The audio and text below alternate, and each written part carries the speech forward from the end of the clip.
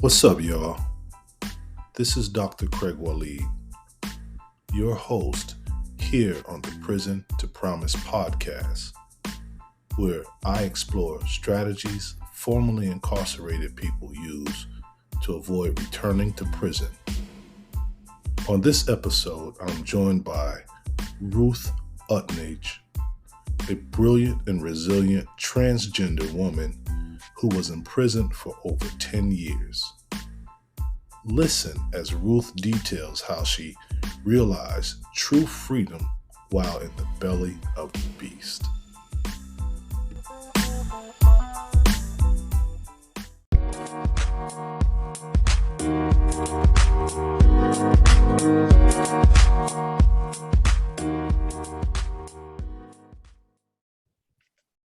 So thanks again, Ruth, for joining me here on the Prison to Promise podcast, where my whole objective is to focus on post-incarceration success of people who have been incarcerated.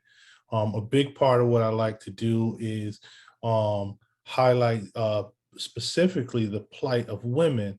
And, I did a little research on you, and so I realized that you are a trans woman who recently has come out, I guess, during your term of incarceration. So this puts a new and different twist on it, but I think it's an interesting twist. And hopefully our interview would be one that would help to serve to empower other women such as yourself to be bold and live their truths as they know it to be.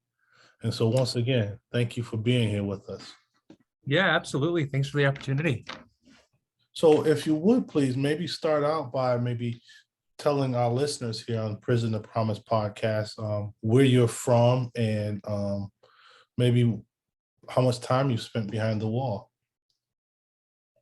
I'm from Washington State, and I was incarcerated for 11 years, and I released November 15th of 2021, so just about 6 months ago. Wow. Well, congratulations for being home. And so I guess during those 11 years, or should I say, growing up, did you ever think that you'd find yourself incarcerated? Yeah, I did. I was sort of groomed for it. It wasn't something that was a big surprise for me. It was something that I was sort of prepped for it my entire life. Everybody that I looked up to was either on the edge of going or had already been to prison, and my childhood was very tumultuous and wasn't what you would call nice. It wasn't the worst, but it wasn't the best either. So prison was something that I was sort of prepared for, and only in the like I go to prison, it's going to be this great thing. But it was definitely something that my family didn't value education at that time in our lives. They were very immersed in the drug world and very much poverty ridden. And we lived in Nebraska at the time, and as a child, and they just didn't have their life together. And so any amount of like education that I valued at that point in my life, or embracing my gender identity, none of those things were really possible for me. And that wasn't until I went to prison that I began to embrace those things, because then I was able to sort of break the shackles of those events. And so it wasn't a shock to me when I went to prison, and it wasn't really a shock to anybody else either. It was kind of one of those things, well, like, there they go, that's what they're going to do. So yeah, that's unfortunate, but that's the truth of the matter. Yeah, and I think that's the truth of the matter for lots of people from different walks of life all over the country, be it from Nebraska or from New York City or anywhere in between. So it's really interesting that you mentioned, once you went to prison, you were able to break the shackles, those shackles, I guess, of the family expectations, the community culture, et cetera, et cetera. Can you talk a little more about that, just breaking those shackles and like what that meant for you and how that happened and maybe how it made you feel? Yeah, absolutely. Well, I knew that when I went to prison, if I was ever going to walk free again, I had to make some changes. I I knew that something had to change in my life.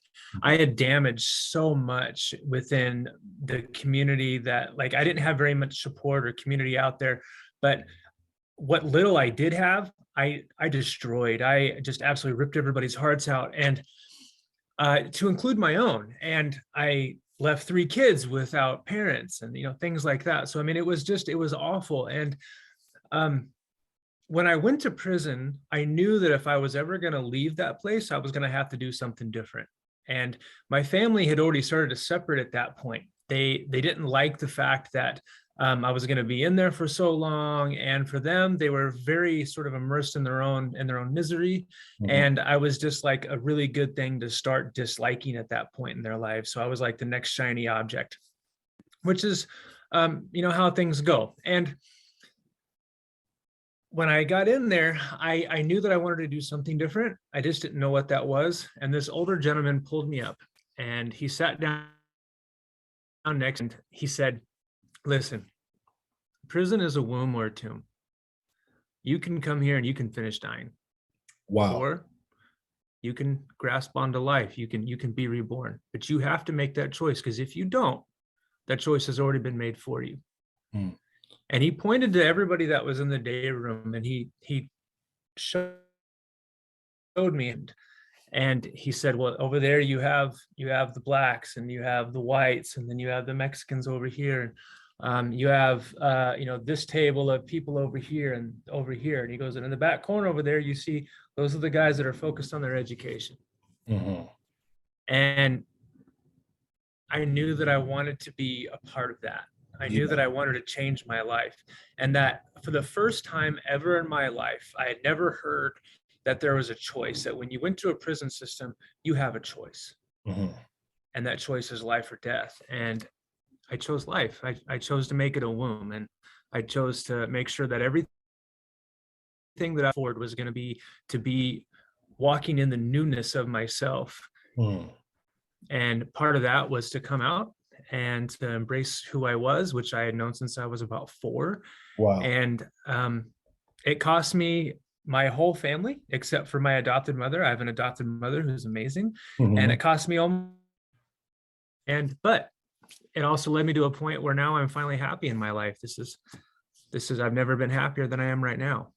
And I think that's what's most important, being happy and not living up to other people's expectations, and definitely living out your own truth.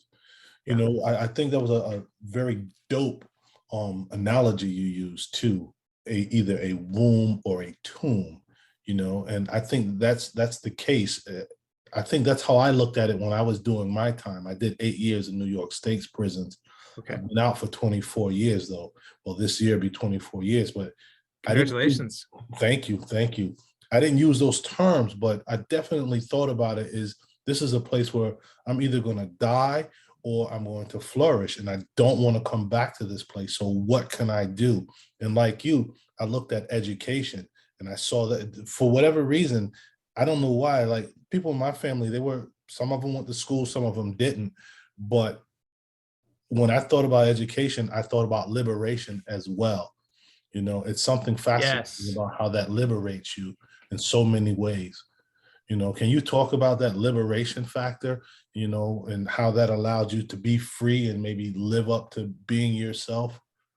Yes, absolutely. Thanks for asking that question, actually, because that's really the heart of the matter for me. That I didn't actually feel free until I began to educate myself. And it was during that education that I understood that I could now self-articulate and advocate for my own needs, which is the Mhm. first time in my entire life. Yeah. And one of the most groundbreaking that was a friend of mine had convinced me to go to college. And he's like, "Listen, it's just a prison education."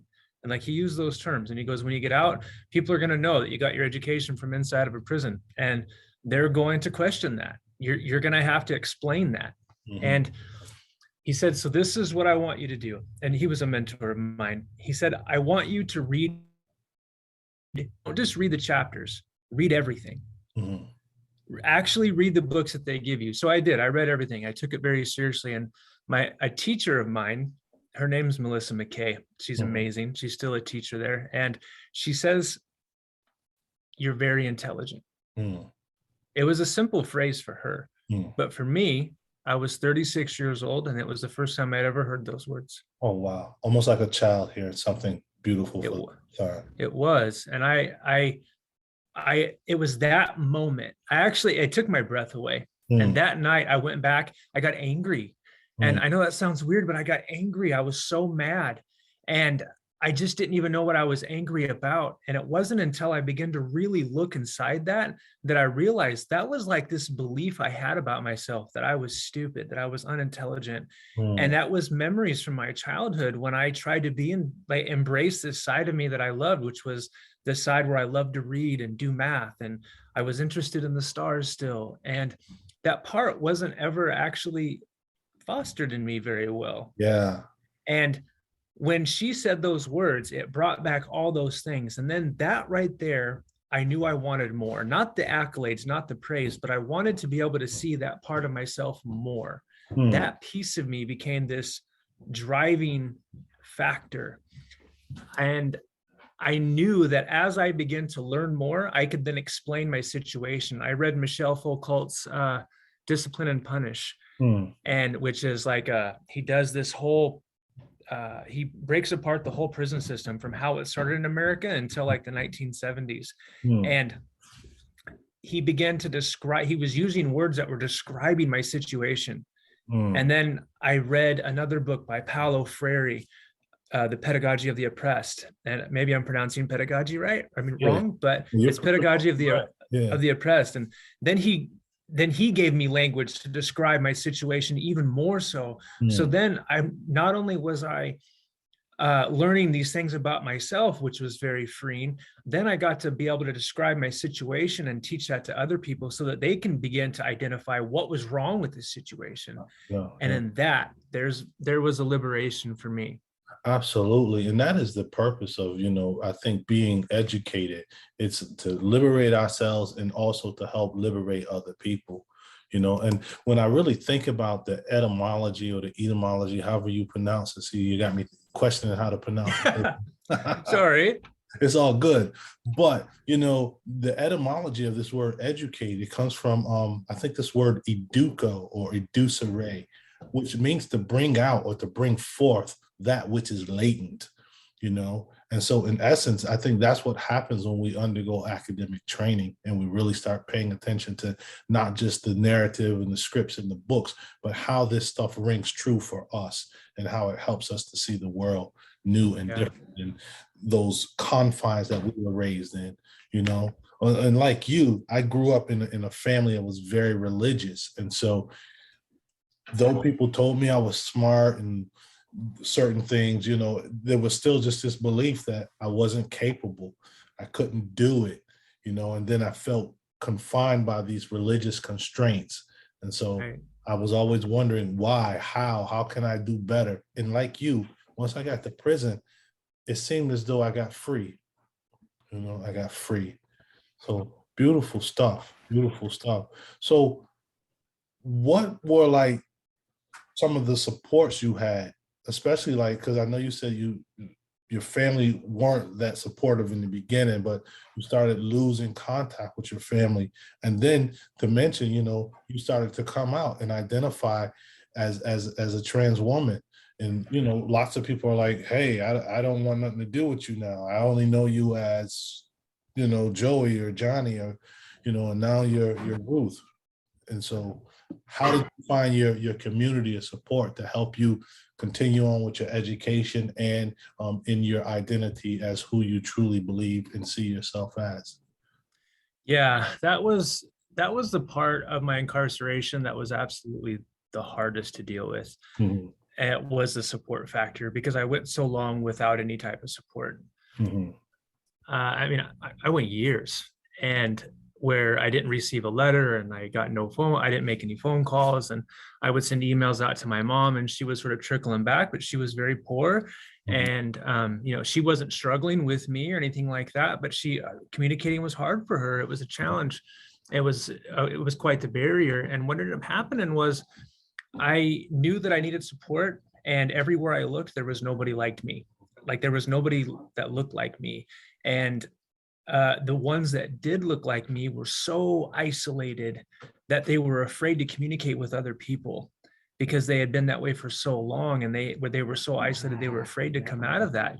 And what I started doing was what I knew was to describe my situation, and I knew that I had to talk about it. So that's what I started doing. I started advocating with the prison administration to help me get a support group. And I started reaching out to organizations that were on the outside in the streets, and then I reached out to people that were on the inside, and I started asking for all kinds of help. And I asked for this small space for us to meet in. And I wasn't able to be successful at first, but I persevered. It took me 4 years before I got the first group together, just in my local prison. And then we ended up I helped make United States history in 2016 with one of the prison administrators there, where we had what we understand is the nation's first LGBT pride event that was sponsored by a DOC anywhere. Wow. They sponsored it. They put it on. They went out, they outreached to people, and they brought in organizations and professors to speak on what Pride was all about. So it was quite a monumental thing. And even that was a very isolating thing. I remember we walked down the breezeway going towards the visit room, which is where the event was, and people were banging on the windows. And some of the guys that were more political locked arms in the doorways so that people couldn't get out and come to the event. And it was protested. And it was pretty incredible. It was an experience that I'll never forget, but it was also indicative of what was really happening behind the scenes and why I wasn't getting support. And then this odd thing happened. I persevered through that. And that perseverance led to all those people that were against me. They all became my biggest advocates. And I watched this cultural shift happen inside the prison system. Strange? It is strange, but it's beautiful, and it was a life lesson for me. And at that point, I realized that as soon as I stopped alienating people from me, as soon as I started pointing out how different I was, other people stopped doing it too. And that's when I started to get support, was when I started embracing other people, learning about them and communicating with them and understanding who they are. I stopped talking about myself so that I could hear them. And that's when I started to get support. And that was the thing I was never taught, that I learned in those moments. Wow, that's fascinating. And it's powerful, it's powerful. And it's something, it speaks also to how, despite the darkness of prison, there's still light in there, and you can still grow in there. You can still come out to be someone great, despite all the trauma and all the ish that goes on in there. But also what I was thinking about as you were describing all the people who were protesting who you are, who are working to try to bring your efforts down, I was thinking about the hyper masculinity of our country, and how it victimizes everyone, the men who perpetuate it, as well as the people who are not men, who are victims of it, and some of them even perpetuate it. So it really serves to hurt everyone that's involved, and what it does is it ostracizes us from each other. I was just, and as you're talking, I just flipped my calendar over because I noticed that the day was wrong. And what the calendar says is, people working together can do great things, So the hell with what people look like, or, maybe what their backgrounds are. When they start working together, great things can happen, and so that's what comes to my mind when I'm listening to you talk about that. What do you think life would have been like for you? I guess, well, you pretty much gave insight into what it would have been like if you didn't have support while you were in the penitentiary. But when you got out and you transitioned from prison back home, what has that been like as far as supports go, and as far as your post-incarceration success? So I am absolutely shocked at how supportive people are.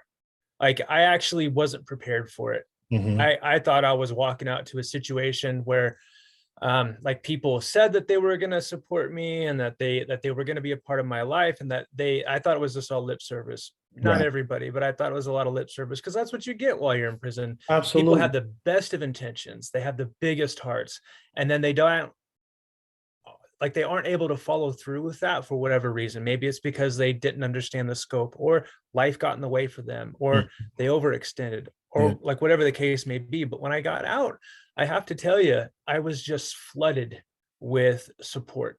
Hmm. Uh, Support that's still coming in, by the way, Nice. like people that are expressing their love, and they meet with me, and they talk to me, and I'm able to be vulnerable and share with them, and just open myself up and be transparent, and then they reciprocate with that, and I'm able to be supportive of them. And Hmm. then I just wanted to touch real briefly back onto like the Yeah. light and the beauty that's inside prison. Yeah. Go ahead.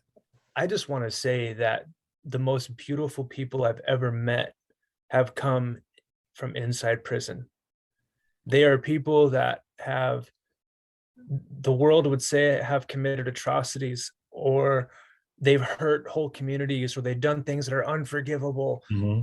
But then I communicate with these people, Hmm. and they're loving, Yep. and they're remorseful, Yep. and they want to rebuild their communities. They want to give back. Yep. And matter of fact, I was assaulted at one prison and sent to protective custody at another. Hmm. And where I eventually released from, and I knew that I needed a job, and I knew that things could be hard to get a job for somebody like me.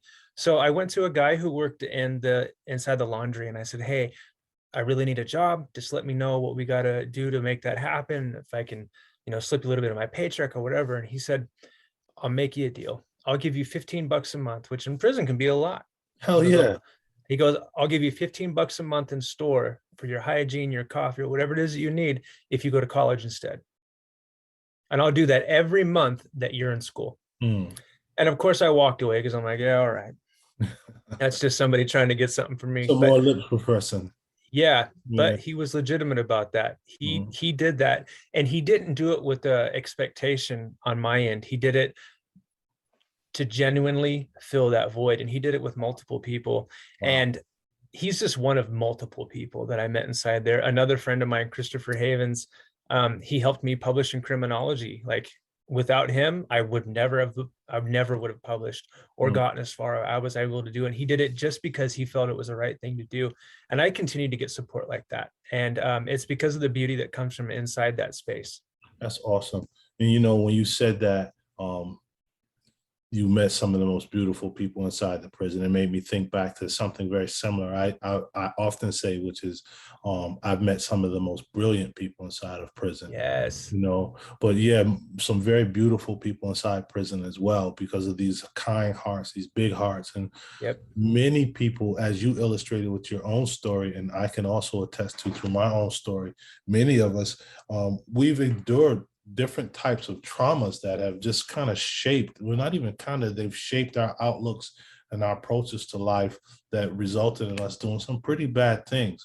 But Yeah. I think, at least for myself and some of the people I've met, when we had a chance to sit down and be quiet and be sober, we really started to think about, the harms we did, and did not feel good about that, and wanted to Yeah. do things to try to I guess, correct our ways, or to make up, or to heal the communities that we come from. And Yeah. doing this podcast, in a sense, is my effort to continue to do that, just that, to Yeah. heal the communities, help people like you and me heal the communities, heal themselves, share our stories, and let people see that we're not the boogeyman. Right. We're not the boogeyman. We're Right. human beings, just like the neighbor next door. Right.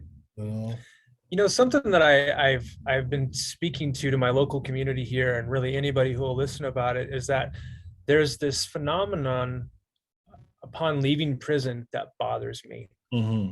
And it's, let's say you have two people, we'll call them men, Hmm. and they're the same age, they're from the same neighborhood, they have the same upbringing, and they look fairly similar.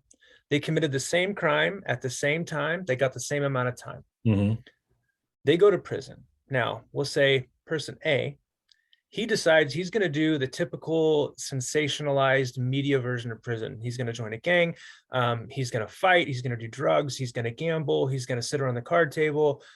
He's going to hustle pen pals. He's just going to do all the stuff that is indicative of somebody who's got that convict mentality. He's going to be a convict. Yeah. Then you have somebody who goes in and they decide that they're going to get their education. They're going to stay away from the gangs. They're not going to hurt anybody anymore.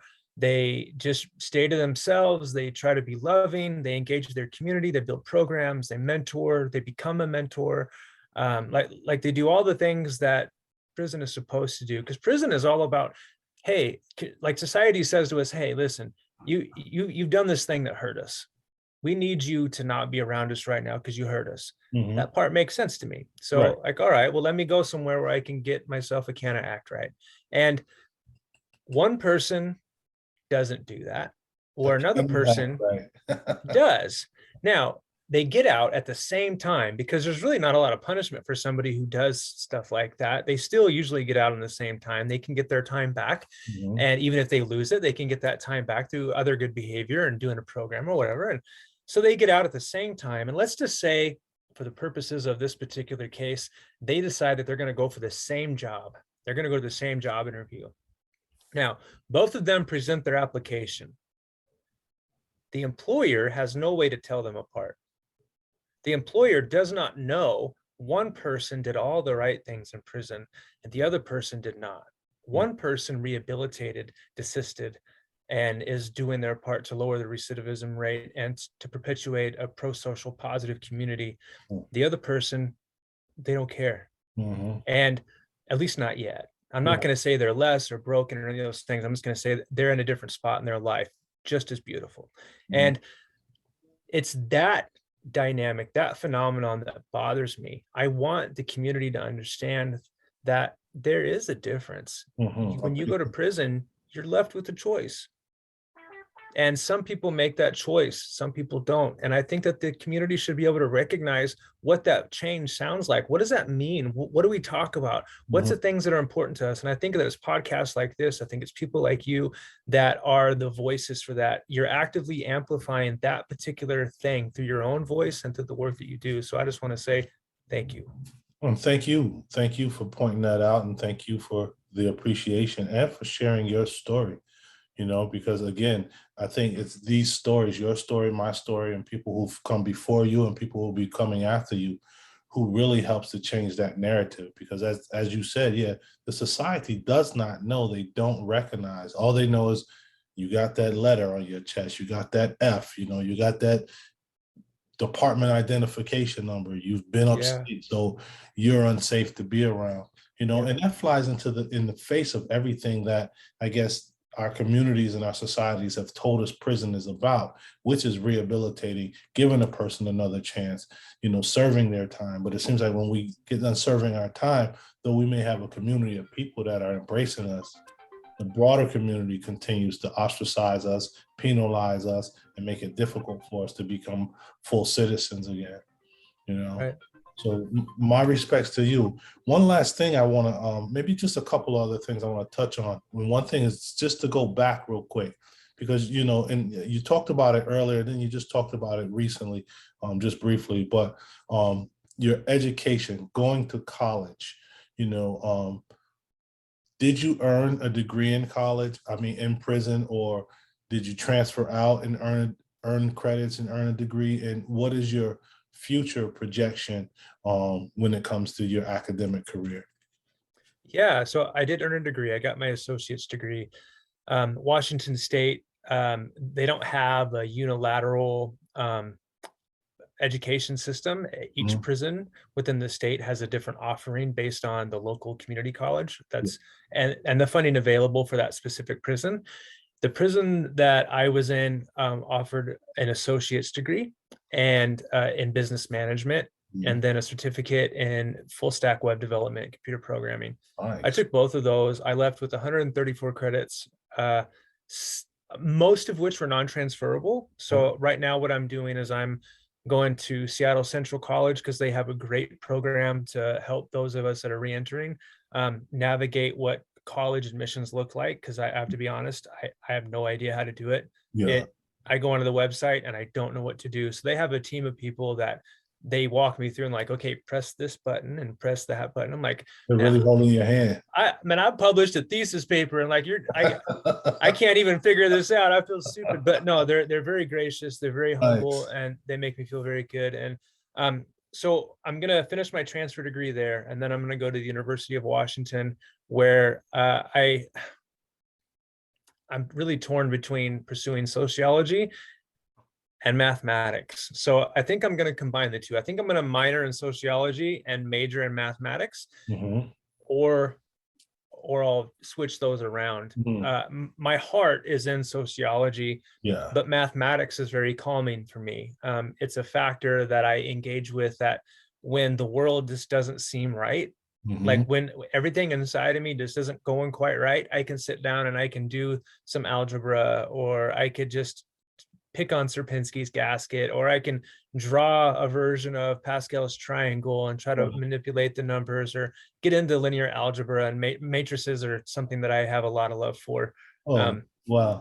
It's a really obscure thing, but I really love them. I love the way they look. I think they're quite beautiful to look at, and then to work with. And so like I'll do that. It's a very calming thing, but beyond those concepts, I'm not that intelligent in math. So I hear you.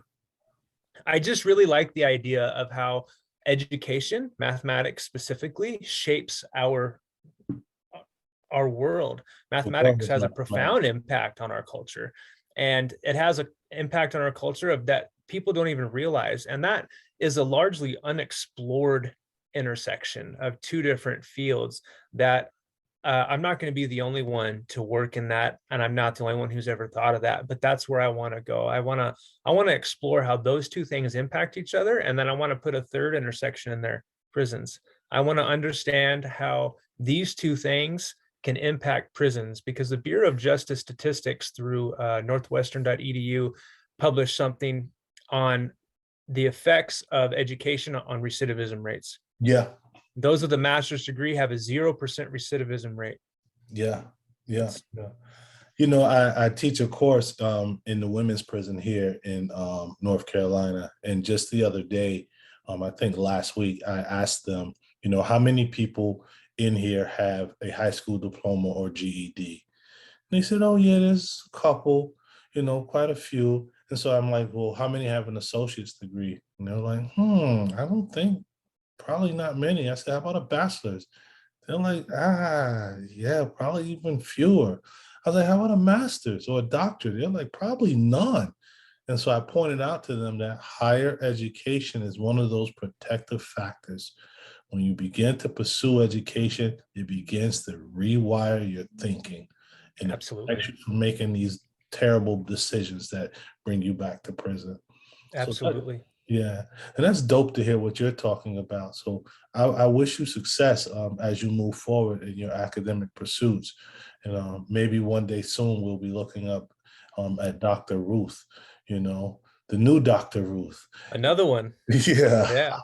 Right on. Yeah, that's why I'm named Ruth. Ruth Wilson Gilmore and Ruth Bader Ginsburg, and then of course Ruth from the Bible. Those are the three. Those some kick-ass chicks too, right? Yeah, they are. Yeah. So I just wanted to mention this other thing. I work for an organization called the Prison Mathematics Project. And what we do is we introduce mentorship and community and culture of higher academics to those that are currently pursuing something inside the prison system that has to do with STEM. Of course, we favor mathematics, but we help them in any capacity, and any kind of learning capacity that they're looking for.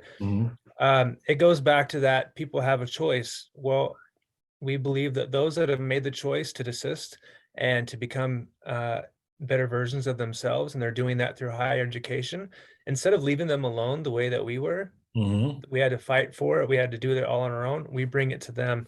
We have over 400 mentors, volunteers worldwide. Wow. And, you know, we're looking for all kinds of support. That's something that we do. I'm very passionate about this work. It helped me. They helped me publish. There's all levels from learning basic fractions all the way up to, we have individuals that are publishing new research right now. So and this, Ruth, where can listeners maybe find out more about this organization that you're working for? A website or something? It's prisonmathproject.org. Prisonmathproject.org. Yeah. That's Dope. it. That's dope. As you talk about this too, it makes I love hip hop music, and I'm a '90s hip hop dude. And there was a song by Yasin Bey, aka Most Def, and the song is called Mathematics, and he talks about how life is mathematics, on different levels, using colloquial street lingo and hip hop Yeah. phraseology, but it's real. I'm just like, yo, this is some real stuff, and we Yeah. have to pay attention to it. Yeah. So one plus one don't always equal two, right? That's right. That's right. So hey, in the interest of time, I'm gonna get out of here.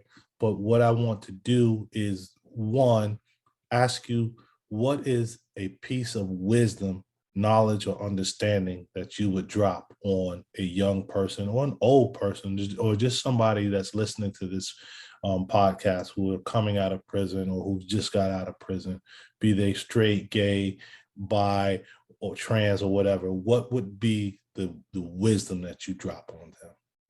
Mm. Take the word impossible and deconstruct it Mm. and turn it into I'm possible. Mm. Nothing is impossible. Mm. That would be the one piece that I would impart on people, is that begin to view the world through the eyes of somebody who's getting in the arena. Like Theodore Roosevelt said, be a man in the arena, get in there. Don't worry about failure. Don't worry about not making it. Don't worry about people thinking that you're foolish. Think about something that you want to go do, no matter how big, and then go 2 or 3 steps above that, Mm. and then go for that too. Instead of going for your associate's degree, tell everybody you're going to go get your PhD. And when you get that, tell them I'm going to go get another one. Mm. And then go get that. And then you're going to help 100 people get PhDs, and like set your goals astronomically high, because if you shoot for the next galaxy and you only make it to the moon, you still made it pretty dang far. And Absolutely. I would say take the word impossible and just destroy it. Wow. Get rid of it. That's what I would say. Wow. That's heavy. I like how you broke that down and deconstruct it into I'm possible. That's right. Awesome. Thank you. That was one for me too. Trust you me. And lastly, if folks want to reach you, how can they reach you? Yeah. I mean, I don't know if I should put my email out, but I mean, I would just say, just email me. It's ruthutnage@gmail.com. Okay. And that's RUTHUTNAGE @gmail.com. I am a social butterfly. I love to talk and communicate with people and get to know them, Mhm. as you're aware. And Yeah. A great that's just my conversation. thing. I genuinely just want to hear people's stories. I just want to hear where you come from and what you're doing. And I'm the kind of person that when I hear you, that you set a goal, even if it's small, like to you, Mhm. it's small. Like, I drove the speed limit for 6 days. I set a goal, Ruth, that I was going to drive the speed limit for 6 days. I'm like, man, I'm about to drive the speed limit for 6 days. Yeah. And Yeah. I'm Yeah. celebrating with you. Like, I'm Yeah. about to do that too. Yeah. I get excited about goal setting, about accomplishments and achievements. And so I want to hear about that kind of stuff. And I want to hear people's stories and their struggles. And I just want to, I'm a heart sharer. I don't mind being vulnerable. I don't mind the dangers that come with that, because I don't Right. see them as dangers at all. I see them as, that's the stuff that we're made of. That's the gooey stuff, the good stuff. That's the stuff that makes us who we are. And that's what Yeah. really helps us feel good. So with that, Ruth, thank you so much for your time. And I look forward to sharing your story with the rest of our listeners out here. Yeah. Thank you very much. Anything I can do to support you, you let me know. Absolutely. Okay. Absolutely. Thank you. Don't go anywhere. Don't go. Okay. Yeah.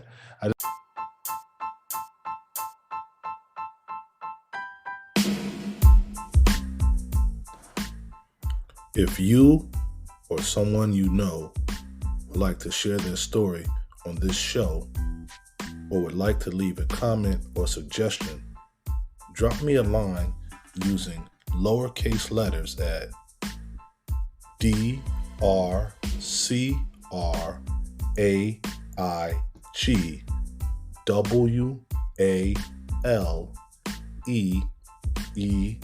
D as in dog, at gmail.com. That's Dr. Craig Waleed at gmail.com. Thank you.